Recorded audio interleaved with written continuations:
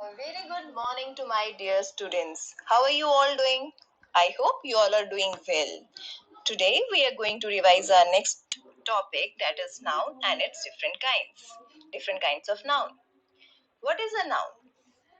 Nouns are simply the names we give to everything around us, whether it be a person, an event, a place, or an object.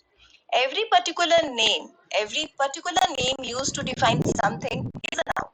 Example: Anita, Blackberry, honesty, waiter, and so on. Now the different types of nouns. First, we will take proper nouns.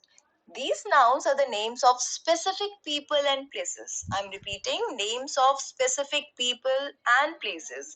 These nouns also refer to the names of the days of week and months, and also the various names for religions, organizations, institutions, and so on. Proper nouns basically refer to the names that are specific to that particular noun. These nouns are always capitalized as they need to be distinct from other nouns. For example, William Shakespeare was a playwright. In this proper noun, that is the name of a specific person. I will be visiting New York next month.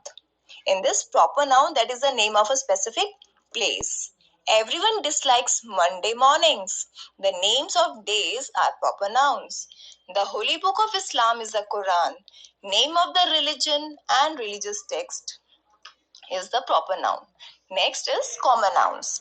These are the nouns that are used to denote a general category of people, places, or things.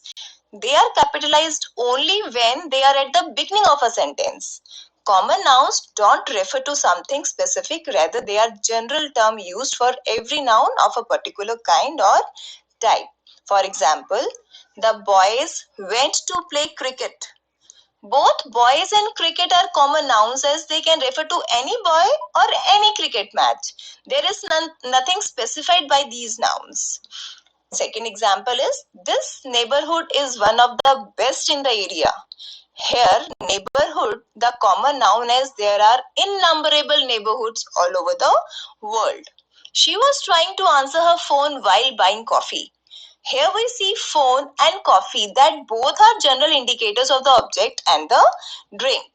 Next is abstract nouns. These nouns are the names of things that we cannot perceive through our five senses of touching, smelling, seeing, hearing, and tasting. These nouns can also refer to medical conditions related to the mind and are also used to express thoughts. For example, she screamed with great delight. Delight is an abstract noun as it tells about the state of a person's mind and any actual physical thing. His bravery in the war won him a medal. The abstract noun bravery is used to name the motivation behind certain actions made by people. One should learn to be as independent as possible. Here, independent describes a state or a way of being, hence, it is an abstract noun. Next is countable nouns. Here we divide these into countable and uncountable nouns. Let's do first countable nouns. The nouns that fall under this category are the ones that have both singular and plural forms. They can be counted either relatively or completely and form plurals to associate with plural verbs in a sentence.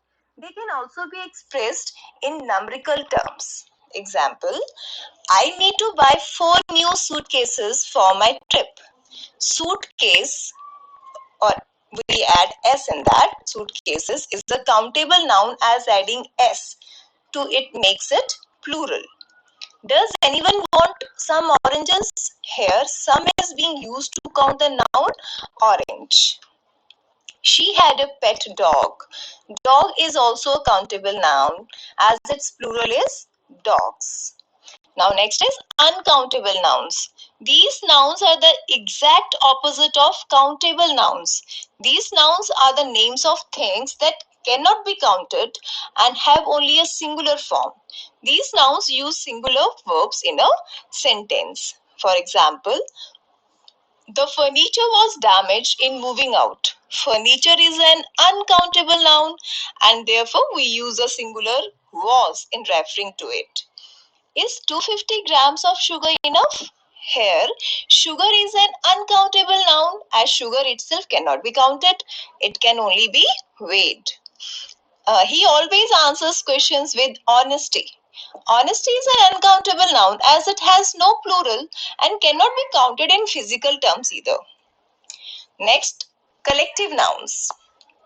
Collective nouns is a name we give to a group of nouns to refer to them as one entity. The most common method of doing this is by using words like group or bunch that can be applicable to most of the nouns in the language today. But there are some specific names given for certain groups of nouns to make things more interesting and funny. Uh, let's see. These collective nouns are commonly used under the category of people, a class of students, an army of soldiers, a choir of singers, a crew of sailors, a band of musicians, a bunch of crooks, a gang of thieves, a group of dancers, a team of players, pack of thieves, crowd of people or spectators, a troupe of artists, dancers, an audience of listeners, a staff of employees, a regiment of soldiers, a tribe of natives, an audience of listeners, a panel of experts, a gang of laborers, a flock of tourists, a board of directors. All these are the example of collective nouns. A catch of fish, an army of ants, a flight of birds, a flock of birds, a school of fish, a hive of bees, a litter of cubs, a host of sparrows, a team of horses, a flock of sheep, a zoo of wild animals, a litter of puppies or kittens, a swarm of bees, swarm of ants, rats, flies, a team of horses, ducks, oxen, a group of islands, a galaxy of stars, a bed of notes, a forest of trees, a stack of wood. All these are the examples of collective nouns we can say.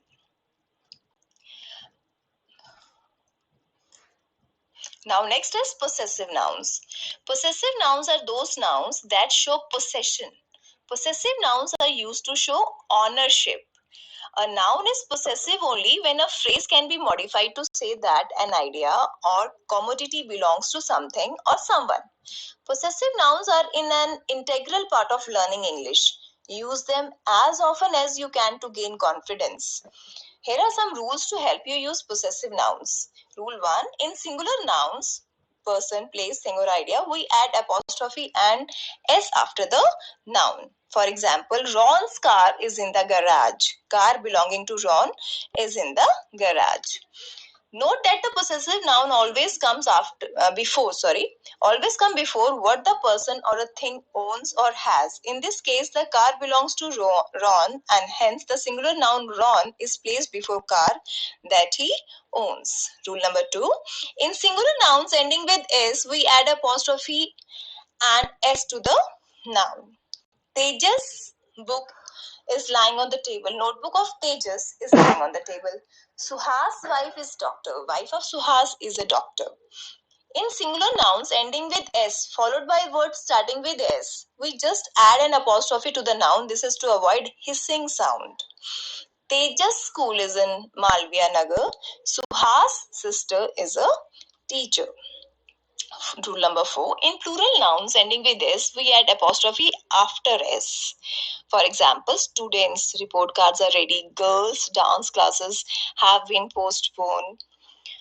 In the first one, the plural of student is students. To show that the report cards belonging to the students are ready, we simply add apostrophe after s.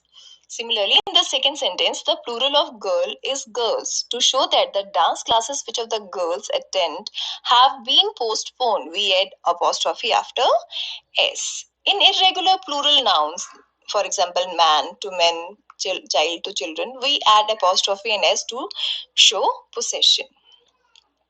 Like this, children's clothes are expensive, clothes of children are expensive, people's mindset needs to be changed, mindset of people needs to be changed. Alex and Philip's shop. Two nouns are used closely and showing joint possession. Here the apostrophe will be used with the second noun.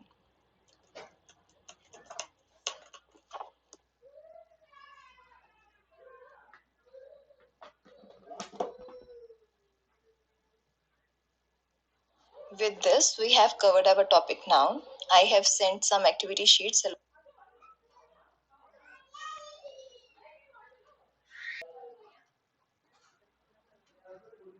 along with this video. Do those sheets honestly for the better understanding of this topic and to get good marks. Thank you.